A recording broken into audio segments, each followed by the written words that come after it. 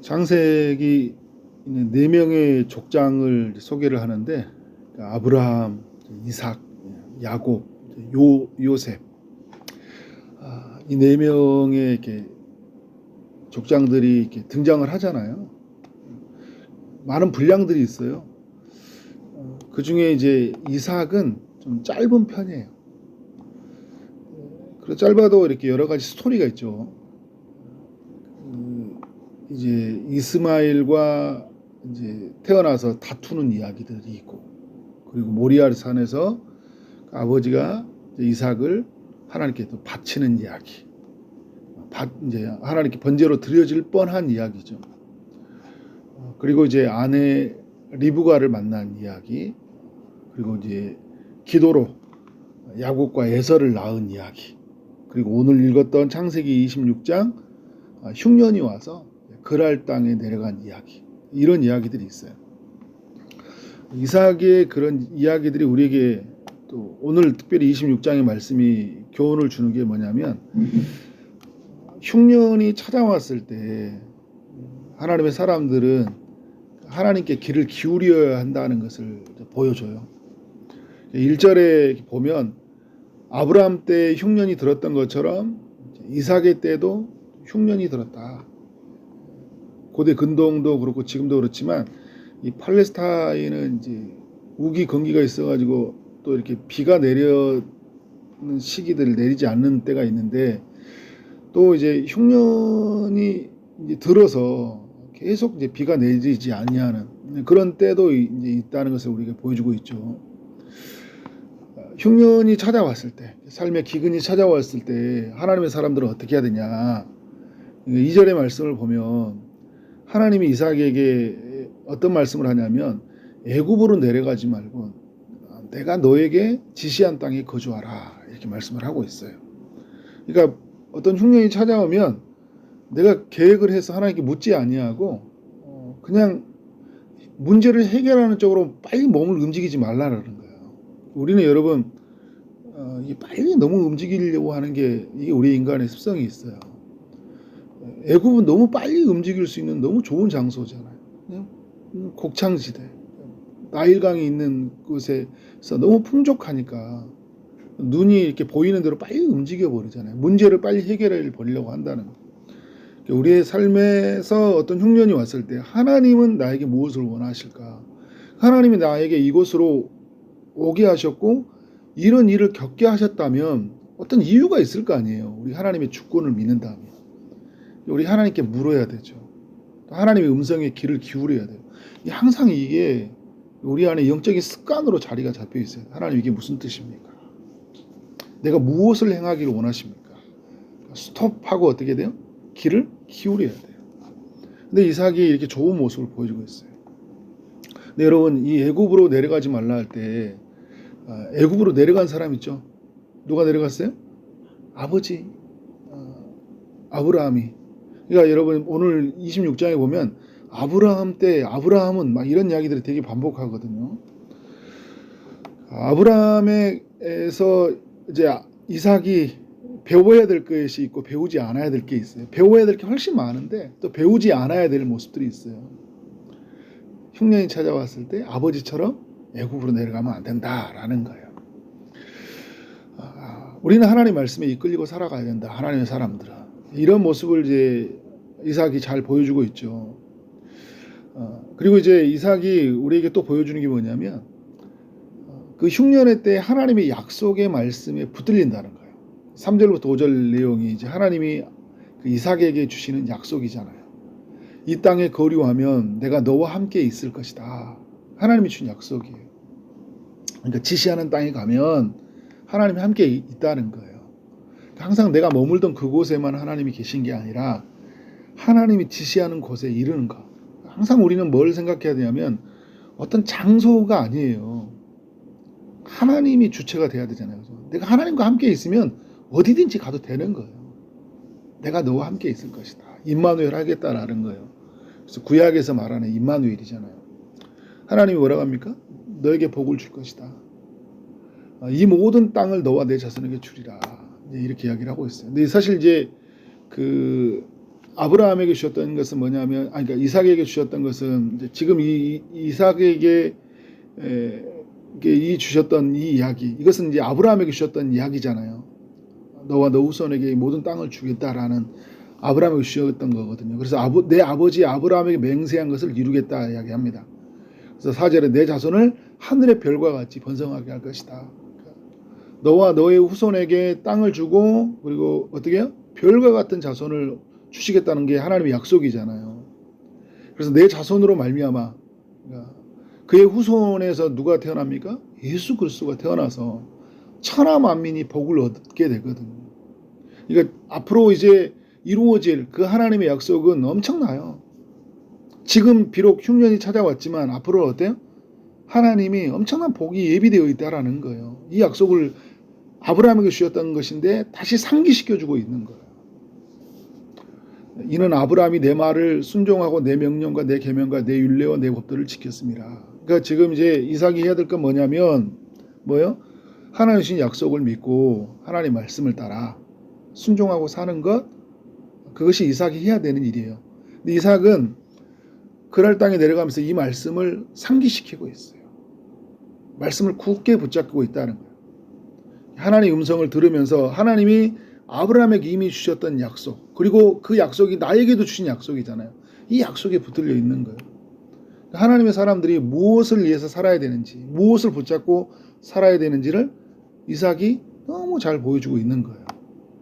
여러분, 우리 삶의 기근이, 흉년이 찾아올 때 오늘 이삭과 같은 삶의 원리로 살아가는 삶이 되어지길 원합니다. 오늘 또 여러분, 이제 또 이 이삭이 기억해야 될 게 뭐냐면, 내가 너와 함께 있어 라고 이야기하잖아요. 3절에서. 이 말씀을 꼭 기억해야 돼요. 어디에서? 그랄 땅에서. 자, 그랄 땅에서 이제 거주합니다. 6절 이하에서. 어떤 일이 일어납니까? 아버지와 비슷한 일이 일어나요. 그죠? 아버지도 사실 이게 그랄 땅에 거주할 때가 있었거든요. 근데 그랄 땅에 어려움이 찾아와서 흉년이 찾아와서 그랄 땅에 거주할 적이 있었지만, 네, 아버지가 애굽대에 있었던 일과 같이 지금 이삭에게 그런 일이 찾아오는 거예요. 자신의 아내가 이제 아리따우니까 괜히 어떻게 합니까? 걱정을 해요. 우리 사람들이 제일 어리석은 게 뭐냐면, 어떤 일이 일어나지도 않을 건데 미리 걱정을 해요. 미리 걱정을 해요. 자기 아내가 너무 아리따우니까 지금 이 블레셋이죠. 이 블레셋에 있는 그랄 땅 사람들이 혹시 이 아내를 빼앗아 가면 어떻게 하지? 아버지와 똑같아요. 아버지가 가르쳐 주지도 않았을 텐데 어떻게 하고 있어요? 뼛속까지 그 아버지가 했던 행동들을 하고 있어요. 그래서 여러분이 어떻게 합니까? 앞으로 빼앗아 가지도 않을 건데 꼭 빼앗아 가는 것처럼, 그래서 막 두려워가지고 이제 사람들 앞에서 이 아내는 이거 내 아내가 아니에요. 내 누이예요. 블레셋 왕 아비멜렉도 그걸 들었죠. 근데 아리따우니까 이제 쳐다보고 있는데 어떤 일이 반경이 벌어집니까? 아니, 이삭이 리브가를 껴안았다. 8절에 오니까 남편이 아내를 껴안은 모습처럼 보이니까 이게 어떻게 돼요? 이게 나를 속이고 있구나. 이게 드러나요. 근데 하나님의 은혜가 뭐라는 게, 하나님이 함께 한다는 게 뭐냐면요, 이렇게 악을 행하는데도 불구하고 하나님이 보호하세요. 그래서 어떻게 합니까? 아비멜렉의 마음을 돌이켜 주시잖아요. 그리고 아비멜렉이 이제 블레셋에 있는 사람들에게 이 사람은 아브라함의 아내니까, 그리고 이 두 부부는 건들지 마라. 이건 여러분 하나님의 전적인 은혜죠. 내가 실수를 했는데 하나님이 막아주세요. 여러분, 우리 이런 일들이 우리에게 많을까요? 적을까요? 굉장히 많이 있죠. 여러분, 우리 실수투성이잖아요. 굉장히 실수 많이 하거든요. 인간적으로. 하나님과 함께 한다는 걸 나는 잊어버려요. 그런데 하나님은 우리를 잊지 않냐잖아요. 왜냐하면 하나님 우리와 함께 하시기 때문에. 우리는 하나님이 보이지 않아가지고 함께 한다는 걸 잊어버려요. 상황이 문제보다 더 커요. 내 있는 보다. 그래서 그냥 거기에 휩쓸려서 두려움이 빠져가지고 거짓말도 한단 말이에요. 적당하게 핑계대가지고 빠져나갈 궁리만 하는 거예요. 근데 하나님은 우리가 보이잖아요. 그죠? 하나님 전능하신 하나님이 나와 함께 하시잖아요.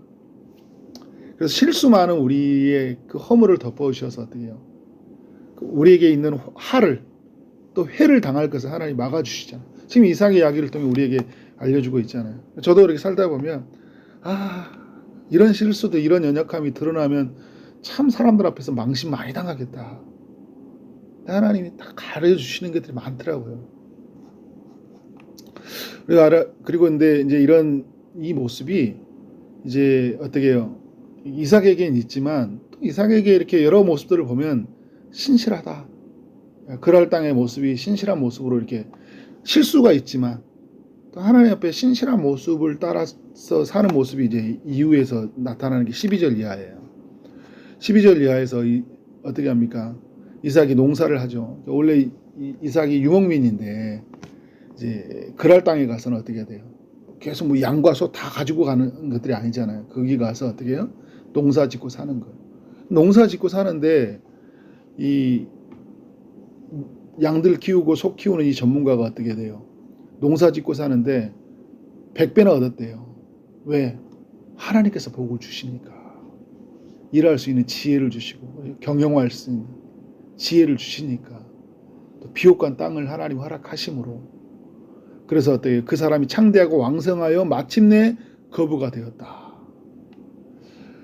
근데 여러분 우리가 잘 되면 사람들이 와 멋있습니다 박수를 치는 그런 게 아니라 뭐 어떻게 돼요?